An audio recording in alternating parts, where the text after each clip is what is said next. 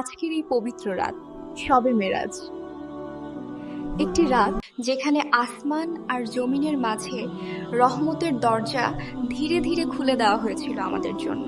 দুঃখ, কষ্ট আর নিঃসঙ্গতার সময় এই রাতেই প্রিয় নবী মুহাম্মদ সাল্লাল্লাহু আলাইহি ওয়াসাল্লাম আল্লাহর ডাকে আসমানে উঠেছিলেন।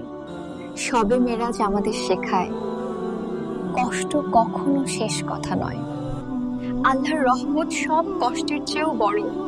এই রাত আমাদের জন্য নামাজ উপহার দেয়। প্রতিদিনের কষ্ট, দুঃখ আর ভয় আমরা তার সামনে রেখে আসি। সিজদায় ঝরে পড়া চোখের পানি আল্লাহ কখনো ছোট করে দেখেন না, তিনি তখন সবচেয়ে কাছে থাকেন। আজকের এই পবিত্র রাতে চুপচাপ চোখ ভিজুক, আল্লাহ তো আমাদের নীরবতা বুঝতে পারেন। হে আল্লাহ, এই শবে মেরাজে আমাদের ভাঙা মনগুলো আপনার নূরে আবার ভরে দিন। আমিন।